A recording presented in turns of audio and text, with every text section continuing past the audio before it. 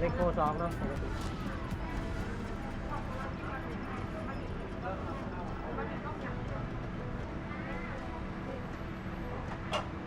เรียบร้อยเลยที่สองเรียบร้อยเลยต่อไปมาบ้านดูกันดีกว่า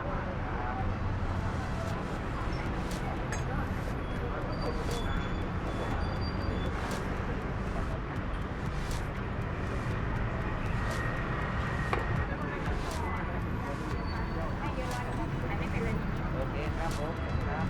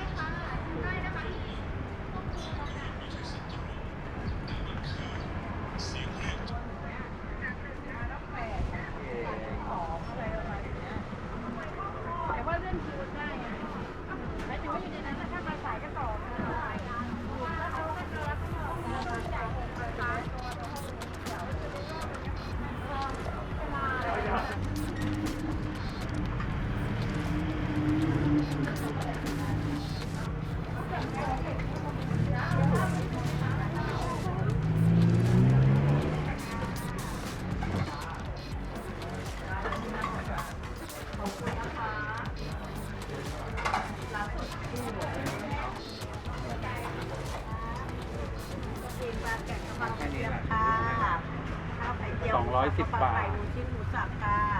หมูกระเทียมค่ะข้าวผัดไก่ไข่ดาวเนี่ยกับไก่หน้าหมูหยองที่อยู่ต้องทอดแล้วอะไรอย่างเงี้ยต้องทอดเพิ่มอย่างเนี้ยเวลาทอดไปดูเวลา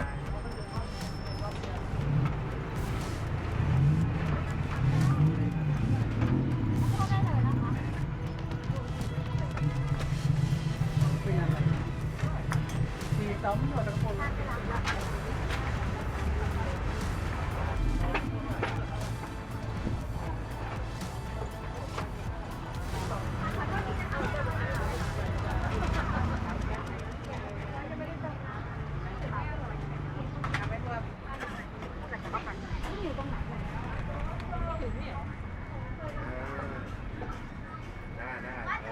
sủi đây này trang mở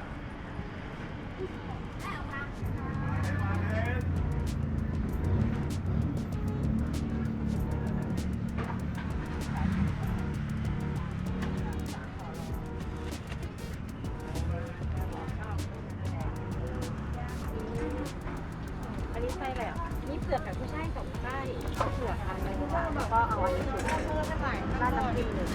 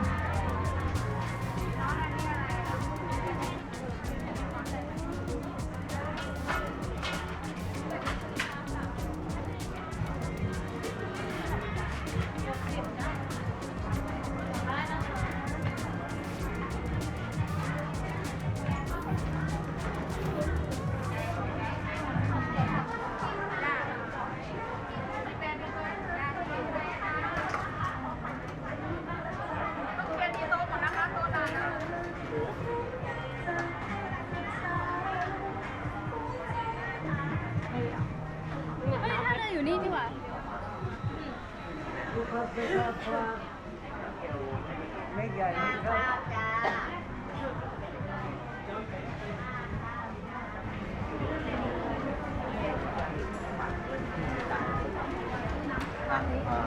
ฮะ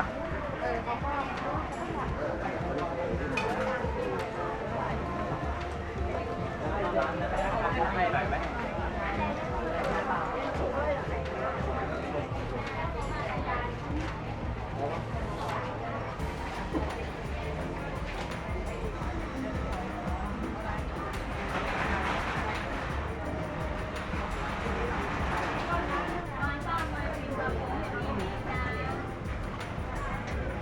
ไม่ต้องต่อแถวนะไปยืนหน้าร้านเลยแถวอยู่หน้าร้านหาของสามอ่ะ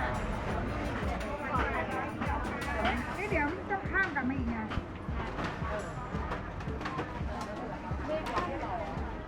พี่ขวัญเบคอนอีกหนึ่ง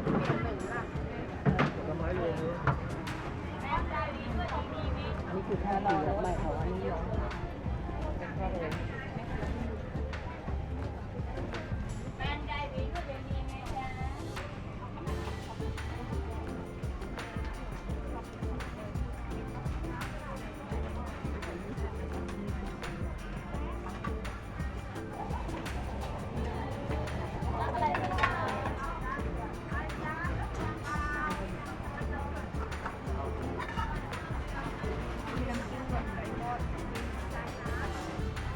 โอนผิดโอนเป็น150เขาต้อง200ใช่ไหมของเราค่ะพี่โอนค่ะ50 บาท แต่ก็สวย กินได้นะคะแบบ ไม้ยำมีจ้า ผ่านคิวเอาเดี๋ยวก็มีที่บ้านน่ะโรงแรมมาหมด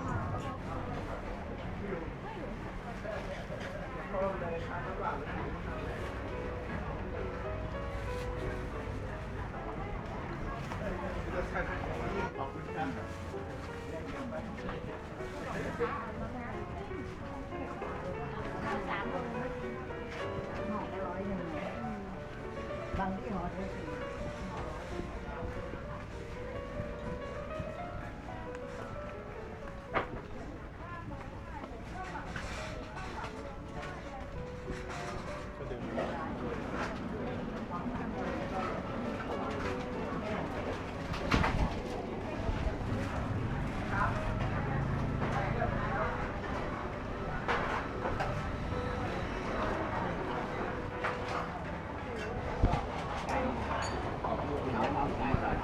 มาไหม มีบอส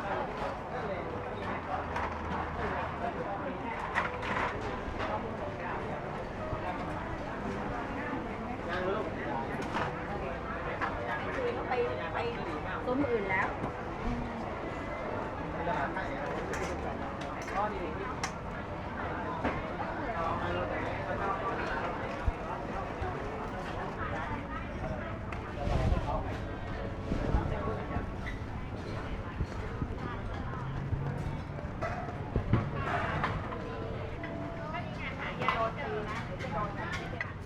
ร้านข้าวร้านเตี๋ยวหน้านะครับ ระวังรถนะครับร้านข้าวร้านเตี๋ยวหน้านะครับนอน อ่านที่ไหนบอกเลยวันนี้พาไป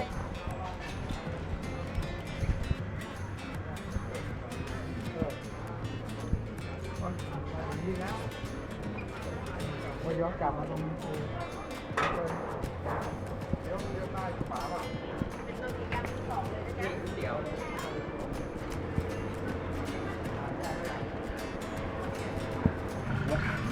เลยตกลงไปของเข้ามือชั้นแรกตอนนี้เริ่ม แล้วก็จะมีตรงนี้ใกล้ๆวัดหลวงปู่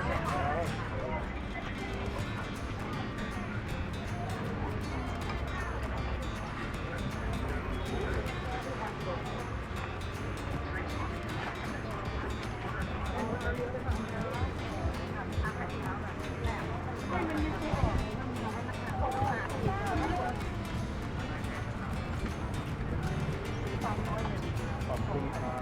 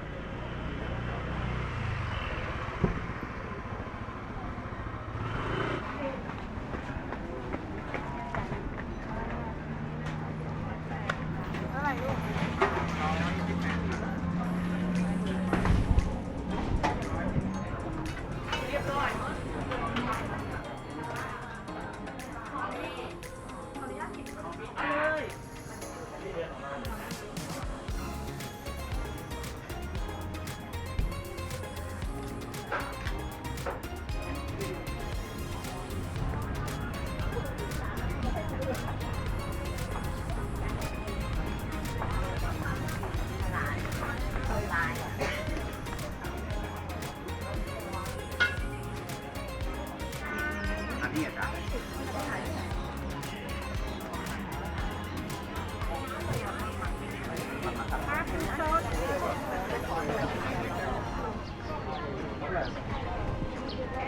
จะแบบไม่ไหวเลยพอ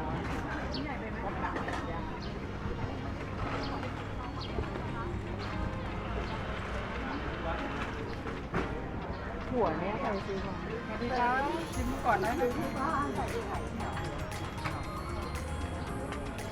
ไม่มีแล้วค่ะร้านแถวนี้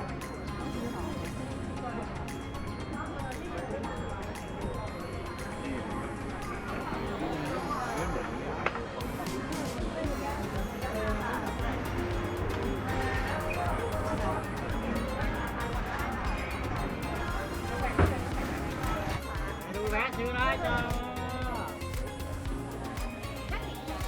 ดูนี่นะจ๊ะขายที่ไหนคะบอกเลยนะแนะนำรถยนต์ถ้าเนี้ยรถยนต์นั้นไม่หอมหัวจริงจริงไหมคะไม่เนี่ยแจกได้พ่อได้เลยจ้า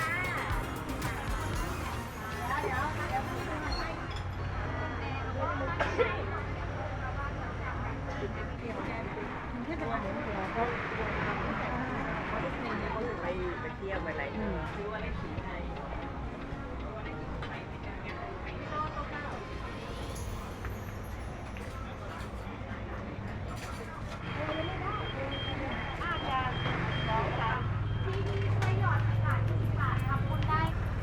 พี่คะหนูชวนทำบุญให้ศพไร้ญาติช่วยเท่าไหร่ก็ได้ได้นะคะ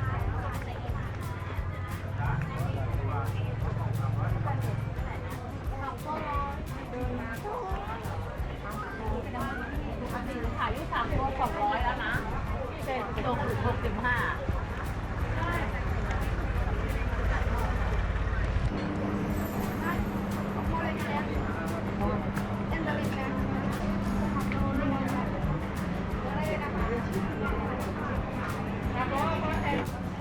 เอากี่ลูกคะเอาชีส5 ลูกปลาหมึก5 ลูกค่ะสีอ่ะเสร็จไส้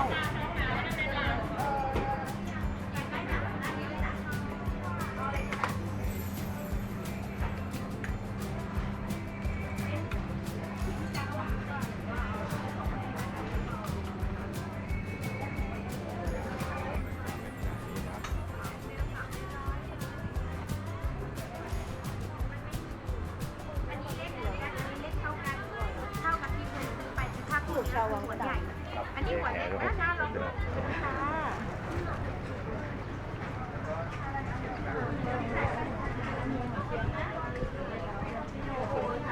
ค่ะ43ต้องเลยค่ะ